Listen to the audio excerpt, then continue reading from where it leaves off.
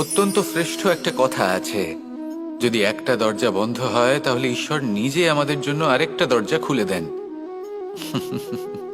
কিন্তু কিছু মানুষ আছেন যারা এটা ভাবেন যে আমার সাথে তো এরকম হলোই না, আমাদের জন্য তো কোনো নতুন দরজা খুললো না, কোনো নতুন পথ আমরা খুঁজে পেলাম না। সেই বিষয়ে আমরা চিন্তা করি, দুঃখ পাই যে এরকম কেন হলো। কখনো কখনো নতুন দরজা উন্মুক্ত হয়, কিন্তু পুরনো যে বন্ধ দরজা আছে তার সামনেই আমরা দুঃখী হয়ে বসে থাকি, আর এমন ভাবে বসে থাকি যে নতুন দরজার দিকে আমাদের চোখই যায় না।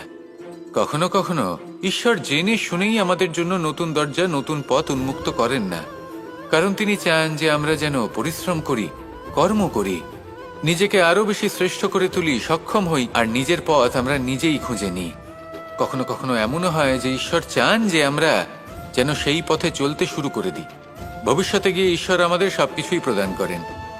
মনে রাখবেন, যে ব্যক্তি নিজের বাড়িতে এসে নিজের দুঃখ নিয়ে বিলাপ করতে থাকেন, সুখ তার দরজায় পৌঁছে গিয়েও বন্ধ দরজা দেখে ফিরে চলে যায়। তাই দুঃখ আমাদের সকলের জীবনে আছে, কিন্তু সেই দুঃখকে আঁকড়ে ধরে বসে থাকবেন না, তাহলে আপনি আসন্ন সুখও ভোগ করতে পারবেন না। আসুন আমার সাথে ভালোবেসে বলুন, রাধা রাধা।